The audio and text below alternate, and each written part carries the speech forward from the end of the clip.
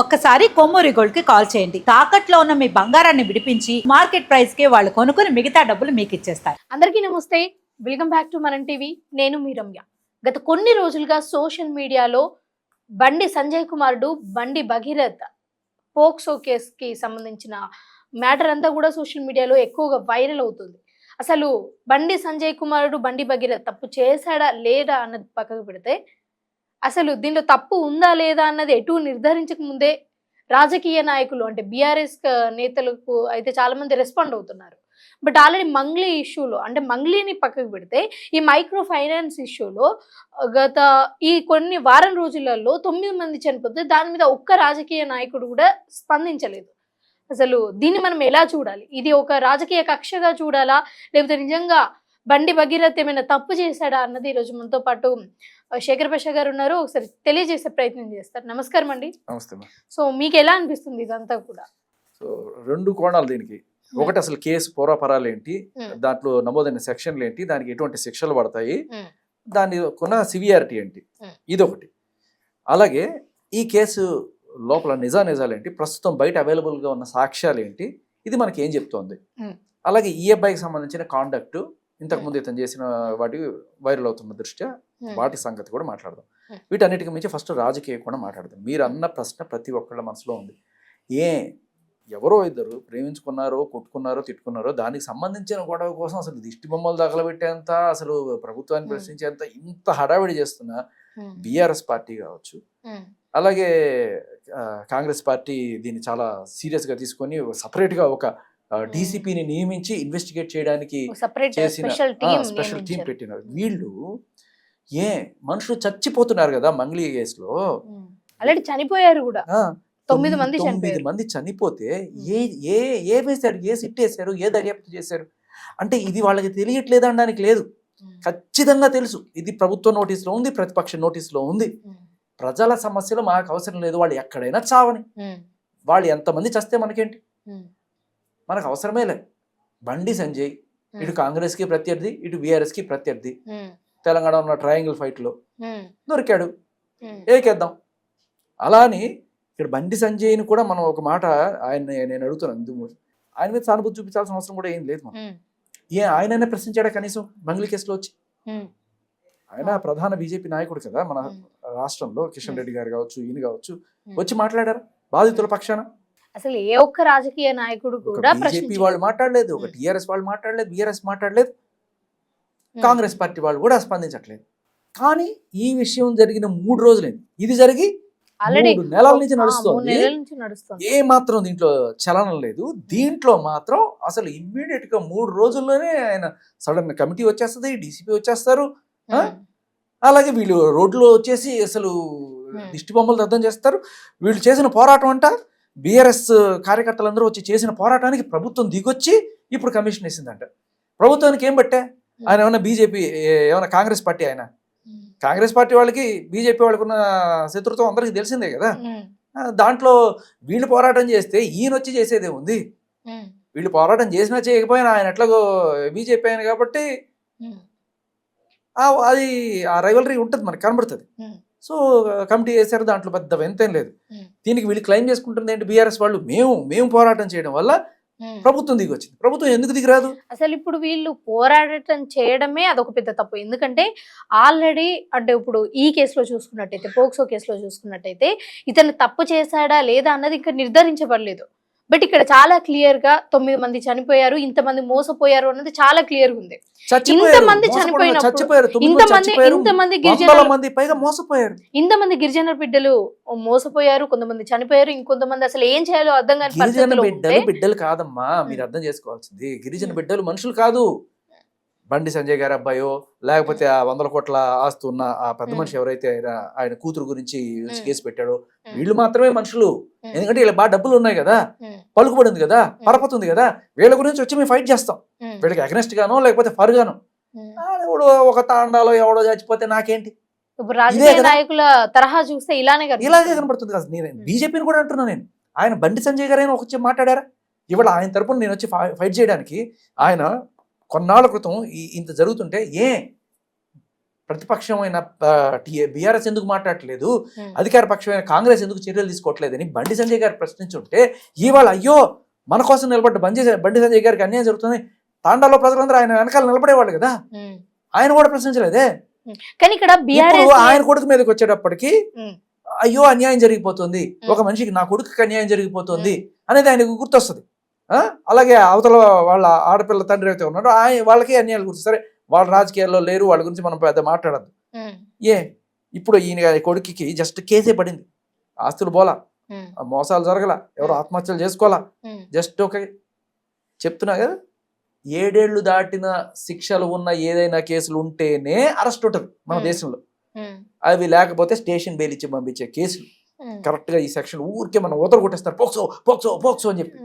ఆడ పెట్టిన సెక్షన్ ఏమిటో తెలుసా, బిఎన్ఎస్ 74, 75. దీంట్లో ఒకదానికి 1 year శిక్ష అయితే ఒకదానికి 3 ఏళ్ళు శిక్ష. ఏంటి ఇది అత్యాచారం కేసు కానే కాదు. మనం గమనించాల్సింది ఏంటంటే పోక్సో అనగానే ఏదో అత్యాచారం కోణంలో చూస్తున్నాం, జనాలందరూ తెలుసుకోవాల్సిన విషయం ఏంటంటే ఇది అత్యాచారం కేసు కాదు. పాయింట్ నెంబర్ 1, వాళ్ళు ఇచ్చిన కంప్లైంట్ ప్రకారమే 74, 75 ఏంటంటే మోడెస్టీ ఆఫ్ ఎ ఉమెన్ కించపరిచే విధంగా, అంటే బూతులు తిట్టడమో లేకపోతే కొట్టడమో లేకపోతే కావాలని వచ్చి ఈవిటీజింగ్ చేసేప్పుడు ఇట్లా గుద్దుకొని వెళ్తారు చూడండి, ఇటువంటి ఏదైనా కామెంట్లు చేయడము, అమ్మాయి హర్ట్ అయ్యే విధంగా ఏదో మాటలు. దీనికి 1 year జైలు శిక్ష, అలాగే 75కి 3 ఏళ్ళు జైలు శిక్ష. ఇటువంటి వాటికి శిక్షలు పడిన దాఖలాలు ఎక్కడ కనబడవు మనకి, లేకపోతే ఫైన్. ఇకపోతే పోక్సోలో సెక్షన్ 11 రెడ్ విత్ 12 పెట్టారు. సరే 11 defensive offence, 12 defence punishment. Punishment ఏంటి దీంట్లో కూడా 3 ఏళ్ళు మ్యాక్సిమం. ఎక్కడ 7 ఏళ్ళు ఉంది? 7 ఏళ్ళు ఇది అత్యాచారం కానే కాదు. ఫస్ట్ పాయింట్, ఏదో గొడవ కొట్టుకున్నారో తిట్టుకున్నారో అని మాత్రమే కేసు. మనకి ఏంటంటే పోక్సో అంటే అదొక అత్యాచారము అనే కోణంలోనే మనం వస్తాయి. పోక్సో అనేది మైనర్స్ మీద జరిగిన ఏవైనా సరే కొట్టడాలో తిట్టడాలో లేకపోతే, సో దీని ఏంటంటే కొంచెం ఇటువంటిగా పోక్సోకి తిప్పితే కవరేజ్ గట్టిగా ఉంటుంది, అలాగే ఇన్వెస్టిగేషన్ కూడా గట్టిగా సీరియస్నెస్ ఉంటుంది. అది సో నిజానికి ఆ సెక్షన్స్లో దమ్మే లేదు. కానీ ఇప్పుడు ప్రజలందరూ ఏమనుకుంటున్నారంటే ఒక సామాన్య వ్యక్తి పైన పోక్సో కేసు పడేది ఉంటే 24 గంటలలో అరెస్ట్ చేస్తారు. బట్ ఇప్పటికే కళ్ళ ముందే జానీ మాస్టర్ కనబడుతున్నారు కదా, జానీ మాస్టర్ ఉన్నారు, తర్వాత ఇంకో మాస్టర్ ఉన్నారు, వీళ్ళు ఏంటంటే అరెస్ట్ చేశారు, జైల్లో పెట్టారు. ఒక రిమాండ్ ఈజ్ నాట్ పనిష్మెంట్ అమ్మా. రిమాండ్ అనేది ప్రాసెస్. ఆ ప్రాసెస్ లో నువ్వు నిర్దోష అయినా సరే నేను జైల్లో పెడతారు. జైల్లో పెట్టడం అంటే అదే కొన్నాళ్ళు రిమాండ్ లో పెడతారు. ఇప్పుడు 39 రోజులు జానీ మాస్టర్ ఉన్నారు, అలాగే ఇంకో మాస్టర్ పాప ఆయన 50 రోజులు ఉండొచ్చాడు. బయటకు ఈ లోయర్ కోర్టులో పెద్ద వాదోపవాదాలు ఏమి ఉండవు, వచ్చింది కేసు పెట్టారు, ఎఫ్ఐఆర్ అయింది, స్టేట్మెంట్ తీసుకున్నారా, లోపల పంపించారా, అంతే. తర్వాత పోలీసులు కస్టడీకి తీసుకొని అడుగుతారు ఏంటి ఏం జరిగింది అవన్నీ నోట్ చేసుకుంటారు. తర్వాత కేసులో దమ్ము ఉంటే అది నిలబడుతుంది, లేకపోతే క్వాష్ అయిపోతుంది. అమ్మో ఇది ఏంటంటే మా నిజాల కన్నా సెక్షన్లను బేస్ చేసుకుని మన న్యాయ వ్యవస్థ పనిచేయడం అనేది చాలా దారుణం. పోక్సో కేసు దీంట్లో రాదు సార్, దీంట్లో క్వాష్ అవ్వదు సార్. ఎందుకు అవ్వకూడదు? తప్పుడు కేసులు ఉంటాయి. ఇప్పుడు జానీ మాస్టర్ కేసులో ఆవిడ ఇచ్చిన తీర్పు ఏంటి? ఆవిడకి తెలిసే జరిగింది, ఆవిడకి ఇష్టపూర్వకంగానే ఉంది, ఆవిడే ఏజెంట్ తప్పుగా చూపించుకుంటూ ఆ కాంపిటీషన్లోకి వెళ్ళింది. ఇవన్నీ కళ్ళ ముందు కనబడుతున్నాయి. ఆవిడ ఇద్దరు కలిసి చేసిన తప్పుకి ఒకరినే శిక్షించడం అంటే కరెక్ట్ కాదు. తప్పంటే ఇద్దరిది తప్పనండి. ఇది కన్సెన్షువల్ ఎఫ్ఐఆర్, దీనికి సంబంధించి అంత రాద్ధాంతం అవసరం లేదు. మిగతాది ఏమైనా ఉంటే కోర్టు తెలుస్తుంది, ఇమీడియట్గా బెయిల్ గ్రాంటెడ్. ఏమైనా సరే బెయిల్ వరకే ఈ హడావిడంతా. బెయిల్ తర్వాత గట్టిగా ధైర్యంగా పోరాడే వాళ్ళు, తప్పులేని వాళ్ళు అయితే ఆన్ ద స్పాట్ క్వాష్ అయిపోతుంది, లేదంటే సాగుతుంది తప్ప కోర్టులో ఎక్కడ కూడా వీటికి శిక్షలు పడిన దాఖలాలు లేవు. కానీ ప్రాసెస్ ఇస్ ద పనిష్మెంట్. అంటే ఎఫ్ఐఆర్ రిజిస్టర్ చేశారా, వెంటనే అరెస్ట్ చేసేసారు. మన విజ్ఞాన జ్యోతి కాలేజీ ఇన్సిడెంట్ చూడండి, వీళ్ళిద్దరు అమ్మాయి అబ్బాయి కలిసి 1.5 సంవత్సరం ట్రావెల్ చేశారు. ఇద్దరు మేజర్లే, మళ్ళీ మైనర్లు కూడా కాదు. ట్రావెల్ చేశారు. ఎక్కడెక్కడ పోయారు? ఓయో రూమ్లోకి పోయారు. ఓయో రూమ్లోకి పోయి నన్ను అత్యాచారం చేశాడంటే నీకేం బుద్ధి ఉందా? నీకు బుద్ధి ఉంటే కదా, నీకు తెలిసే కదా, స్పృహలో ఉండే కదా ఓయో రూమ్కి వెళ్తున్నావు. క్లాస్ రూమ్లో కూడా అసహ్యం చేశారు. ఇంత జరిగింది. ఏమన్నా అంటే నాకు చాక్లెట్లు మత్తు మంది కలిపి ఇటువంటి మాటలను రాసి కేసులు పెట్టడానికి పనికి వస్తాయి. దేనికి ఏ ఒకరైనా ప్రూఫ్లు ఉండవు. కళ్ళ ముందు కనబడే పచ్చి అబద్ధాలు. ఈ అబద్ధాలు పెట్టుకొని కేసులు పెట్టడం, దీన్ని ఏమంటారంటే అత్యాచారం, టెక్నికల్ అత్యాచారం అని చక్కగా చెప్పుకుంటారు అన్నమాట. అసలు మీ దృష్టిలో ఈ బండి భగీరథ్ది అంటే పోక్సో కేసు పెట్టారు కాబట్టి ఇప్పుడు ఎక్కడ చూసినా బండి భగీరథ్ మీదే ఆరోపణలు వినిపిస్తున్నాయి కాబట్టి అసలు ఇది ఎంతవరకు నిజం అంటారు? దీన్ని ఎంతవరకు పరిగణించవచ్చు?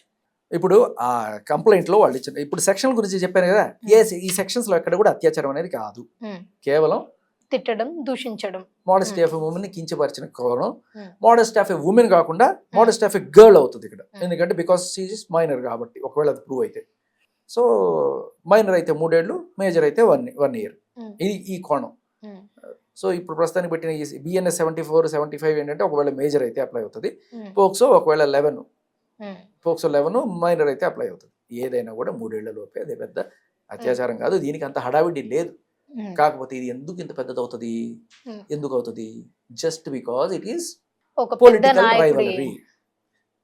ఇప్పుడు కాంగ్రెస్ కి, బీఆర్ఎస్ కి, ఇరు పక్షాలకి దూరం అదే. వీళ్ళు గొడవ చేసి మేము సాధించామని చెప్పి గొప్పగా చెప్పుకోవడం, లేకపోతే నేను కమిషన్ వేసేసామని చెప్పి చెప్పుకోవడం. ఎవరో ఇద్దరు ఎక్కడో ఏదో చేసుకుంటే ఆ పర్సనల్ ఇష్యూని పట్టుకొచ్చి ఇంత పెద్ద హడావిడి చేస్తున్నారు. నేను అదే అడుగుతున్నాను, ఇంతమంది చచ్చిపోతుంటే మాకు అవసరం లేదు. మా రాజకీయాన్ని మేము చేస్తాం, ప్రజల కోసం మేము పట్టించుకోం. ఏడైనా చావండి మీరు. అవతల రాజకీయ ప్రత్యర్థి మీద బురద జల్లడంలో వచ్చే ఆ సైక్యో ఆనందం ఏదైతే ఉంటుందో అది మనకు ఉండదు. సరే, ఇక ఇది ఓకే, ఇది చిల్లర సెక్షన్లు కరెక్ట్గా చెప్పాలంటే చాలా చిల్లర సెక్షన్లు. దీంట్లో స్టేషన్ బెయిల్ ఇచ్చి పంపిస్తారు, అంతకుమించి అంటే పిలిచి స్టేషన్లో కూర్చోబెట్టి మాట్లాడి బెయిల్ ఇచ్చి పంపించే సెక్షన్లు ఇవి. ఇకపోతే వాళ్ళు ఇచ్చిన కంప్లైంట్ ప్రకారం చూస్తే 2025 ఆగస్టులో ఈ అబ్బాయి వీళ్ళు ఇచ్చిన కంప్లైంట్ కూడా ఉంది. ఒకవేళ దీనికే అరెస్ట్ చేయాలని పట్టుబడితే ఈ అబ్బాయి ఇచ్చిన కంప్లైంట్ కూడా ఎఫ్ఐఆర్ అయింది కదా, హనీ ట్రాప్ చేస్తున్నారని చెప్పి వాళ్ళ నాన్నని కూడా అరెస్ట్ చేయాలి కదా. దాని గురించి ఎవడు ఎందుకు మాట్లాడు? అది కూడా ఎఫ్ఐఆర్ కదా, ఎందుకు అది మాట్లాడరు? హనీ ట్రాప్ అంటే తక్కువ, పోక్సో అంటే ఎక్కువ, అట్లాంటిది ఏం లేదు కదా. ఇంకా దానికి ఇదే సెక్షన్ 3 ఏళ్ళ 4 ఏళ్ళు ఉంది దానికి కూడా, హనీ ట్రాప్ చేసిన దానికి. డబ్బులు ఇచ్చిన ట్రాన్సాక్షన్ కూడా ఉన్నట్టుంది 50,000. దీనితో 5 కోట్ల డిమాండ్ ఉంది. చిన్న కేసు కాదు కదా. సో ఇప్పుడు ఏంటంటే ఈ హనీ ట్రాప్ కేసు ఈ అబ్బాయి పెట్టింది ఏదైతే ఉందో దాంట్లో వాళ్ళని ఎందుకు అరెస్ట్ చేయట్లేదని ఎవరు ఎందుకు క్వశ్చన్ చేయట్లేదు. అరెస్ట్ చేయండి వాళ్ళని కూడా, వాళ్ళని అరెస్ట్ చేయండి. హనీ ట్రాప్ చేశారు, ఎఫ్ఐఆర్ బుక్ చేశారు కదా, చేయండి, దాన్ని అరెస్ట్ చేయండి. అంటే ఇప్పటికైతే మన బండి భగీరథ్ని కూడా అరెస్ట్ చేయలేదు కదా. చేయలేదు. సో అందుకని మేబీ ఇదంతా కూడా ఇంటరాగేషన్ లో ప్రాసెస్ జరుగుతుందేమో. నేను అనేది బండి భగీరథ్ని అరెస్ట్ చేయాలని డిమాండ్ చేస్తున్నారు. ఎక్కడైనా ఎప్పుడైనా ఆ హనీ ట్రాప్ చేసిన ఆ ఫ్యామిలీని అరెస్ట్ చేయాలని ఎక్కడైనా ఎందుకు డిమాండ్ చేయట్లేదు? అమ్మాయిని వదిలేయండి, అమ్మాయి మైనర్ కాబట్టి దీనికి రెస్పాన్సిబుల్ వాళ్ళ అమ్మ నాన్న. ఎందుకు వాళ్ళ అమ్మ నాన్న అంటే అబ్బాయి చూపించిన, అబ్బాయి జస్ట్ ఏదో కంప్లైంట్ వేగ్గా రాసి ఇచ్చేసాడు, వాళ్ళ నాన్న పరపతితో అది ఏదో ఎఫ్ఐఆర్ అయిపోయింది అన్న కరెక్ట్ కాదు. చాలా క్లియర్ కట్గా సాక్ష్యాలు మీడియాలో కూడా బయటకు వచ్చినాయి. ఆగస్టు 2025లో ఈ ఫ్యామిలీ ఇలా అమ్మ నాన్న వాళ్ళ కూతురుతో పాటు ఈ అబ్బాయిని కొంతమంది ఫ్రెండ్స్ని కలిసి తీసుకుని అరుణాచలము, విజయవాడ వెళ్ళారు. అది కంప్లైంట్లో రాశారు, దానికి సంబంధించిన విజువల్స్ కూడా బయటకు వచ్చినాయి. ఇది నిజం. సరే వెళ్ళారు, తప్పే ఉంది, మంచిదే, వెళ్ళారు. అంటే దీని అర్థం ఏంటి? వీళ్ళకి తెలియకుండా ఇది జరగట్లా, తల్లిదండ్రులకి తెలియకుండా ఈ పిల్ల వ్యవహారం జరగట్లా, వీళ్ళకి తెలుసు.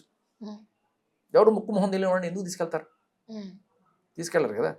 ఒకవేళ అల్లుడు అనుకున్నారేమో, అల్లుడు చేసుకుందాం అనుకున్నారేమో, అయి ఉండొచ్చు. ఎందుకంటే కొన్ని వాళ్ళ అత్తగారు కేక్ వస్తూ ఉంటుంది, ఈయన వీడియో తీస్తుంటాడు, ఏ బగ్గీ బగ్గీ వస్తుందా అంటే భగీరథని బగ్గీ అంత ముద్దుగా పిలుచుకునేంత చదువు ఉన్న ఫ్యామిలీ. మీకు అర్థమవుతుందా? So it's not just random incident. ఇతన్ని వాళ్ళ ఇంటికి పిలిపించుకున్నారు, ఈ అమ్మాయి అక్కడికి పోలా, ఇతనే వాళ్ళ ఇంటికి పిలిపించుకున్నారు, ఇతనే వాళ్ళతో తిప్పుకున్నారు. అదే కదా కనబడుతుంది ఇక్కడ మనకి. సరే, వీళ్ళు ఇచ్చిన కంప్లైంట్లో, ఈ అమ్మాయి ఇచ్చిన కంప్లైంట్లో చూస్తే అక్టోబర్లో అత్యాచార యత్నం, అది కూడా అంటే అత్యాచార యత్నం కూడా కాదు, కరెక్ట్గా ఏం చెప్పాలంటే ఫోర్స్ చేశాడు, ఎట్టొక పెళ్లి చేసుకుంటామనో లేకపోతే మరి ఏమనుకున్నాడు, అడిగాడు అనే దానికి ఏదైనా ప్రూఫ్ లేదు, జస్ట్ బట్ చెప్పారు కంప్లైంట్లు ఇచ్చారు. అక్టోబర్లో అన్నారు కదా, మరి అవి ఒకసారి కాదు, 2 సార్లు కాదు, 3 సార్లు అని చెప్పి డిఫరెంట్ డేట్స్లో పెట్టారు. మొయినాబాద్లో ఒక గెస్ట్ హౌస్లో ఇలా అని చెప్పి పెట్టారు కదా. మరి అదైతే నువ్వు నవంబర్లో ఇదే అబ్బాయిని తీసుకొని శ్రీశైలము, తిరుపతి యాత్రలకు ఎందుకు వెళ్ళారమ్మా? అంత ఎదవైతే, అంత దరిద్రుడైతే ఎందుకు తీసుకెళ్ళావు నువ్వు? అప్పుడు జరిగిన పాపాలను కడుక్కోవడానికి వెళ్ళారా? శ్రీశైల జలపాతాలు ఉంటాయి, పంచదార పాలదారలో ఇలా మునిగి తేలితే లేకపోతే తిరుపతి అన్ని కోనేరులో మునిగి తెలితే వీళ్ళు చేసిన పాపాలన్నీ కడుక్కొని ఆయన అని చెప్పి తీసుకెళ్లారా? సో వీటన్నింటితో పాటు ఇప్పుడు ఎవరైతే వాళ్ళే ఆరోపించుకొని మళ్ళీ దాని తర్వాత వాళ్ళే కలిసి యాత్రలకు వెళ్ళడం కానీ లేకపోతే ఫామ్ హౌస్ లకు వెళ్ళడం కానీ ఇదంతా కూడా ఫ్యామిలీ ముందట జరిగినట్టే చాలా క్లియర్ గా తెలుస్తుంది. Clear cut. అంటే ఇప్పుడు ఏంటంటే ఈ విషయం వీడి కంప్లైంట్ లో పెట్టలా. ఎవరు? ఈ అబ్బాయిని మేము శ్రీశైలం తిరుపతి తీసుకెళ్ళామండి మాతో పాటు, ఈ అబ్బాయిని మేము అరుణాచలం విజయవాడ తీసుకెళ్ళామండి మాతో పాటు అని వీళ్ళు కంప్లైంట్లో పెట్టలా. వీళ్ళు పెట్టిన కంప్లైంట్ ఏంటి? మొయినాబాద్లో అక్టోబర్లో ఫలానా డేట్లో, అది మాత్రమే. మనకి ఏది కావాలో అదే పెడతాం. బట్ ఇప్పుడు సోషల్ మీడియాలో ఎలా టర్న్ అవుతుంది అంటే భగీరథ్ వీడియోస్ ఏవైతే ఉన్నాయో కొన్ని కాలేజెస్ కి సంబంధించినవి వాళ్ళ ఫ్రెండ్స్ నో లేకపోతే ర్యాగింగ్ టైప్ ఆఫ్ కొన్ని వీడియోస్ అంటే కొట్టినట్టుగా లేకపోతే దుర్భాషలాడుతూ ఆ వీడియోస్ ఇప్పుడు వైరల్ అవుతున్నాయి. సో ఆ వీడియోస్ ని చూసి నెటిజన్లు అందరూ కూడా ఏమనుకుంటున్నారంటే ఇదంతా కూడా అయ్య బలం అబ్బాయి అలాంటి వాడు, బేసికలీ తండ్రి బలం చూసుకొని పండిత పుత్ర పరమసొంట అన్నట్టుగా ఈ అబ్బాయి అటువంటి బిహేవియర్ ఉంది అని అనుకుందాం. మరి ఇది వాళ్ళకి కూడా తెలుసు కదా, అమ్మాయి ఫ్యామిలీకి కూడా తెలుసు కదా. మరి ఒకవేళ అటువంటి అదవ అయితే నువ్వు ఎందుకు చేసుకున్నావమ్మా? అతను ఎందుకు ఫ్యామిలీలో పెట్టుకున్నావు? కేకులు కటింగ్ చేసుకోవడాలు, బగ్గి బగ్గిని పిలుచుకోవడాలు, శ్రీశైలాలు, అరుణాచలాలు, విజయవాడలు ఎందుకు తీసుకెళ్ళావు అతన్ని? అంటే మంచిగా మార్చే ప్రయత్నం చేశారా? బట్ సోషల్ మీడియాలో అయితే ఒక నెగిటివిటీ అయితే వస్తుంది భగీరథ్ మీద. నేను ఆ అబ్బాయి మంచాడా చెడ్డాడా, వాళ్ళ నాన్న మంచాడా చెడ్డాడా అనేది నేను గురించి మాట్లాడలేదు. ఎందుకంటే ఆయన మీద కూడా సానుభూతి చూపించాల్సిన అవసరం లేదు. ఎందుకు? మంగళీ కేసులు వీళ్ళు ఎవరన్నా మాట్లాడారా? వాళ్ళ పనులే వాళ్ళు చూసుకుంటున్నారు, వాళ్ళ మీదకి వచ్చింది. బట్ నేను జస్ట్ జెన్యున్ గా చెప్తున్నా, ఈ కేసు ఏంటి అనేది పోక్సోల్ని ఎంత చక్కగా మిస్యూజ్ చేస్తుంది, మన చట్టాలు ఎంత చక్కగా మిస్యూజ్ చేయబడతాయని చెప్పడానికి ఇది ఒక ఎగ్జాంపుల్. క్లియర్ కట్గా ఇది ఒక పర్సనల్ గొడవ వాళ్ళిద్దరికి సంబంధించి. వాళ్ళిద్దరు ఏదో విషయంలో ఆ అమ్మాయి చేసిందో లేకపోతే ఈడు చేశాడో లేకపోతే మొత్తానికి ఏదో కొట్టుకున్నారో తిట్టుకున్నారో అయ్యింది. అది పెరిగి పెద్దదయ్యి నేనేంటో చూపిస్తా అంటే నేనేంటో చూపిస్తా అని మాట్లాడుకుని ఉంటారు. నేను నువ్వు చేసావు కదా నేను నిన్ను అని చెప్పి ఈయన కేసు పెట్టడం, దానికి రివర్స్లో వీళ్ళు కేసు పెట్టడం. ఇకపోతే పోక్సో కదా రిమాండ్లో పెట్టాలి కదా అనేది ఒకటి ఉంది. మరి రిమాండ్లో పెట్టడానికి కూడా ఆ సెక్షన్లో అంత దమ్మున్న సెక్షన్ కాదు. పోనీ రిమాండ్లో పెడదాం అనుకున్నా కూడా వీళ్ళకున్న ఆప్షన్ ఏంటి అంటే ఫస్ట్ అబ్బాయి అబ్స్కాండ్ 15 రోజుల్లో కనబడి ఈ లోపల వీళ్ళు ఏం చేస్తారు, యాంటిసిపేటరీ బెయిల్కి మూవ్ చేస్తారు. యాంటిసిపేటరీ బెయిల్కి మూవ్ చేసినప్పుడు ఇది కౌంటర్ కేసు అండి, ఇదిగో ఇవన్నీ చూపిస్తారు. ఇప్పుడు నేను చెప్పినవన్నీ కోర్టులో పెడతారు. అంటే అత్యాచార యత్నాలు ఇట్లా అంటున్నారు కదా, మరి అక్టోబర్లో అయితే నవంబర్లో శ్రీశైలం తిరుపతి ఎందుకు తీసుకెళ్తారండి వీళ్ళు? ఎవరి చెవులో పూలు పెడుతున్నారు? కానీ ఒకటి లీగల్ పాయింట్ ఆఫ్ వ్యూలో చూసుకున్నట్లయితే అది వాళ్ళు ఇష్టపడి చేసుకున్నా లేకపోతే పెళ్లి చేసుకుందామని చేసినా పెళ్లి చేసుకోకుండా చేసుకుందామని చేసినా మ్యూచువల్ అండర్స్టాండింగ్ తో చేసినా సరే కొన్ని ఎవిడెన్సెస్ అయితే వాళ్ళ మధ్యలో జరిగినాయి. వాళ్ళకు ఒక చార్ట్స్ లేకపోతే డిజిటల్ ఎవిడెన్స్ ఏదో ఒకటి ఉంటుంది. కానీ ఒకవేళ వాళ్ళిద్దరి మధ్యలో ఏదైనా తప్పు జరిగితే మాత్రం అది తెలిసి జరిగినా తెలియకుండా జరిగినా మ్యూచువల్గా జరిగినా శిక్ష అనుభవించేది భగీరథే కదా. పాయింట్ ఏంటంటే ఇక్కడ ఆ సెక్షన్ పెట్టలేదు కదా అంటున్నాను. ఇప్పుడు ఒకవేళ అత్యాచారం జరిగింది అని అంటే మాత్రం అది ఖచ్చితంగా శిక్షకు వస్తుంది. పెట్టింది ఏంటి? ట్రై కూడా లేదు, అడిగాడు, మోడెస్టీని కించపరిచాడు అనేది. అడగడం నేరము, అది అది చిన్న నేరం. అడగడం నేరం, అత్యాచారం చేయడం అనేది పెద్ద నేరం. దానికి 10 ఏళ్ళు 15 ఏళ్ళు ఉంటుంది. కానీ అత్యాచారానికి లేకపోతే ఆ కాన్వర్జేషను లేకపోతే కొంత ప్రయత్నము అటువంటివి అంత పెద్ద నేరాల కింద పనిగరిపబడం. సో వాళ్ళు ఇచ్చిన కంప్లైంట్ ప్రకారంగా నమోదైన సెక్షన్లే ఇవి. ఒకవేళ జరుగుంటే మీరు చెప్పినట్టు కరెక్ట్, ఆ అమ్మాయి కన్సెంట్తో జరిగినా కూడా కరెక్ట్. కానీ ఒకవేళ జరిగినా కూడా కంప్లైంట్లో ఎందుకు పెట్టరు అంటే మాత్రం ఏ తండ్రి ఏ అమ్మాయిని ఇదిగో ఇట్లా నా కూతురికి అత్యాచారం జరిగింది అని చెప్పి బయట పెట్టుకుని ఆ కేసు వెళ్తుందో తెలుసు. సరే, ఆ అబ్బాయిని అయితే జైల్లో పెడతారు అనుకుందాం, కొన్నాళ్ళు బెయిల్ మీద బయటకు వచ్చేస్తాడు. తర్వాత ఆ కేసు 5 ఏళ్ళు 7 ఏళ్ళు నడుస్తుంది. ఇప్పుడు కన్సెన్షువల్గా జరిగినా కూడా మీరు అన్నట్టుగా వాళ్ళిద్దరు ఇష్టపూర్వకంగానే కలిశారండి, మా అమ్మాయి ఇష్టపూర్వకంగానే కలిసిందండి, కానీ అమ్మ మైనర్ కదండి కాబట్టి అత్యాచారం అండి, వాడిని తీసుకెళ్ళి చంపేయండి లేకపోతే ఊరేసేయండి ఏదో ఒకటి చేసేయండి అంటే అవునండి మన ఇండియా చట్టాలు అవే చెప్తున్నాయి కదా అని చెప్పి తీసుకెళ్ళిపోదాం అనుకున్నారనుకో. ఇప్పుడు ఏమవుతుంది? సరే ఆయనకి ఏదో చేస్తారు, కానీ ప్రపంచ దృష్టిలో ఈ అమ్మాయి ఏమవుతుంది? ఈ అమ్మాయి అత్యాచారం చేయబడ్డ ఒక అమ్మాయి అన్నట్టుగానే ఏ తండ్రికి మాత్రం చూపించుకోవాలంటది. అంటే ఇప్పుడు ప్రజలలో అందరూ కూడా ఇది పోక్సో అంటే ఇంకా ఎట్టి పరిస్థితులలో ఇతను అరెస్ట్ కావాలి అని చూస్తున్నారు. కానీ అది ఎందుకంటే జనాలకి అత్యాచారం జరిగింది అని కాదు, అడిగాడు అని పెట్టారు అన్నది ఇప్పుడు అర్థం అదే ప్రజలకు. జనాలకి just POCSO POCSO POCSO depth లోకి వెళ్తే మనకు తెలిసేది ఇది. ఉమ్. డెప్త్ లో విషయం లేదు అక్కడ. ఉమ్. కాకపోతే రాజకీయ కోణం గట్టిగా ఇన్వాల్వ్ అయింది కాబట్టి తెగ హడావిడి జరిగిపోతుంది ఇక్కడ. ఉమ్. అంతకు మించి దీంట్లో ఏం లేదు. అయితే ఇక్కడ వెళ్ళి ఆ అబ్బాయి యాంటిసిపేటరీ బెయిల్ తెచ్చుకున్న తర్వాత అది ఇక పోలీసుల పరిధి దాటి కోర్టు పరిధికి వెళ్ళిపోద్ది. ఏమన్నా ఉన్నా కూడా కోర్టులో చూపించుకుంటారు. ఉమ్. ఎంత చూపించుకున్నా కోర్టులో 3 ఏళ్ళ జైలు శిక్షలకి వాళ్ళు అరెస్టులు ఉండవు, ఏముండవు, తీసి పక్కన పడేస్తారు తర్వాత. అంతకు మించి పెద్ద హడావిడి ఏమి ఉండదు దీంట్లో. అది ఇకపోతే పోక్సోలో 3 ఏళ్ల కన్నా తక్కువ జైలు శిక్షలు అవన్నీ తర్వాత సంగతి. పోక్సో పెట్టారు కాబట్టి అతను రిమాండ్లో పెట్టాల్సిందే అనుకున్నప్పుడు ఇతను ఏ దుబాయో ఏ బ్యాంకాకో వెళ్ళిపోయాడు అనుకుందాం అని చెప్తున్నారు ఇప్పటికి. ఇక్కడ ఏమవుతుందంటే బ్యాంకాక్, యూకే, దుబాయ్ ఇటువంటి దేశాల్లో మనం ఎక్స్ట్రాడిషన్ టీటీ ఉంటుంది. అంటే ఇదిగో వీడు నేరస్తుడు ఒక కేసులో వీడిని మాకు అప్పగించండి అని చెప్పి మన ప్రభుత్వం వాళ్ళకి అర్జీ పెట్టుకుంటుంది. సో ఇరు దేశాల మధ్య ఉన్న సంబంధాల దృష్ట్యా వాళ్ళు ఇది నువ్వు వెళ్ళవయ్యా బాబు, నీ మీద ఏదో కేసు ఉందంట కదా అని చెప్తారు. అయితే అటువంటి కేసు ఏదైనా సరే ఆ దేశంలో కూడా అదే శిక్ష ఉన్న నేపథ్యంలోనే జరుగుతుంది. ఆ దేశంలో దీనికి శిక్ష లేదనుకోండి, పక్కకి వెళ్ళి ఆడుకోమా అంటారు. సో ఇప్పుడు బ్యాంకాక్లో కానీ లేకపోతే దుబాయ్లో కానీ లండన్లో కానీ 16 ఏళ్ళు కన్సెంట్ వయసు. 16 ఏళ్ళ అంటే మనకి ఇప్పుడు మైనారిటీ 18 అంటున్నాం కదా, ఇది మేజర్ 18 అక్కడ కూడా.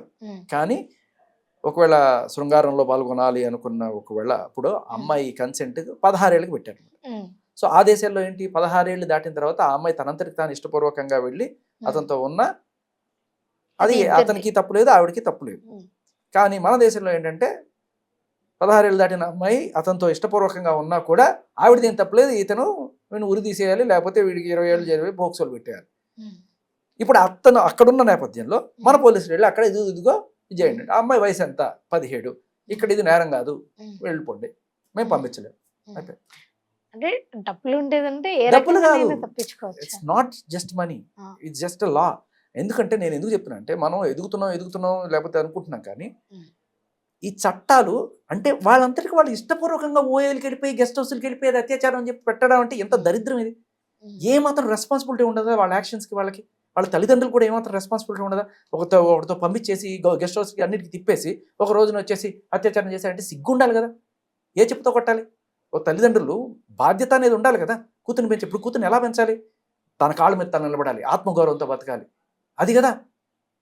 అంతేగాని ఆ వయసులో చదువుకోవాల్సిన వయసులో మంచి విలువలు నేర్పించాల్సిన వయసులో ఆడితో తిరిగమ్మ ఇటుతో తిరిగమ్మ మన గెస్ట్ హౌస్లకి పుణ్యక్షేత్రాలకి వాళ్ళకి పంపిస్తారా? తప్పు కదా. ఇప్పుడు వచ్చి ఏడిస్తే ఏం లాభం? పేరెంట్స్ది కూడా రెస్పాన్సిబిలిటీ ఉందని మనం ఇక్కడ గుర్తించాలి. ఇప్పుడు ఒకడెవడో సరే బండి నడుపుకుంటూ పోయి గుద్దేశాడు, వాడు మైనర్ అనుకుందాం, ఎవడ రెస్పాన్సిబిలిటీ? ఆడికి ఎందుకు బండి ఇచ్చాము పేరెంట్స్ని అడగాలి కదా. మరి ఈ పేరెంట్స్ని ఎవరు అడుగుతున్నారు? ఏమి చేయరు, జస్ట్ పోక్సో పడింది అనేటండి. వాళ్ళకు ఒక రెస్పాన్సిబిలిటీ ఉంటుంది, అమ్మాయికైనా సరే రెస్పాన్సిబిలిటీ ఉంటుంది. నా ఇష్టం వచ్చినట్టు తిరిగేసి నా ఇష్టం వచ్చినట్టు ఓయో రూమ్కి వెళ్ళిపోయి నేను వాడు అత్యాచారం చేశాడంటే నీ బుద్ధి ఎక్కడికి పోయింది? నువ్వు ఎందుకు వెళ్ళావు అక్కడ ఓయో రూమ్కి? సిగ్గుండాలి కదా బయటకు వచ్చి చెప్పడానికి. అంటే ఈ ఆరోపణలో ఇంకో చిన్న విషయం కూడా అక్కడ మెన్షన్ చేయడం జరిగింది. ఈ అమ్మాయి వాళ్ళ పేరెంట్స్ ప్రేమిస్తున్నానని చెప్పి పెళ్లి చేసుకుంటానని చెప్పి ఇదంతా చేశాడని. సో ఈ ప్రేమిస్తున్నాను పెళ్లి చేసుకుంటానని చెప్పాడు అనుకుందాం. సో వద్దన్నాడు ఒక రోజున. అయితే ఏం చేయాలి? జైల్లో పెట్టి చంపేస్తారా? అశ్వరెడ్డి కేసు ఉంది, ధర్మేంద్ర పెట్టాడు, ఏం చేశారు? 420 పెట్టారు, అంతే కదా. ఏముండదు దాంట్లో, 7 years లోపు పంపించేస్తారు. ఇవాళ రేపటి మనం తెలుసుకోవాల్సింది ఏంటంటే అమ్మాయి అయినా అబ్బాయి అయినా సరే ఇప్పుడు 2025 తర్వాత చట్టాలు గట్టిగా మారినాయి, అమ్మాయిల విషయంలో కూడా మారినాయి, ఇదివరకు అట్లా లేవు, తీర్పులు చాలా గట్టిగా వస్తున్నాయి. ఎవడన్నా వద్దు ఒక రిలేషన్లో అమ్మాయి అయినా సరే అబ్బాయి అయినా సరే ఒక పర్టికులర్ టైంలో నో మ్యాటర్ వాట్ రీజన్ ఏదైనా కావచ్చు, నీకన్నా బెటర్ రోడ్ దొరికాడు అమ్మాయి అనుకోవచ్చు అబ్బాయి అనుకోవచ్చు, వద్దు నువ్వు అని చెప్పి వెళ్ళిపోతే నువ్వు మూసుకోరు ఉండు, నీ పని నువ్వు చూసుకో, బలవంతంగా ఎవరిని అట్టే పెట్టుకోవడానికి లేదు, అమ్మాయి అయినా అబ్బాయి అయినా. ఇది ఫస్ట్ తెలుసుకోవాల్సిన విషయం. నన్ను వాడుకున్నాడు, నన్ను ఏం చేశాడు అంటే ముందే బుద్ధి ఉండాలి కదా.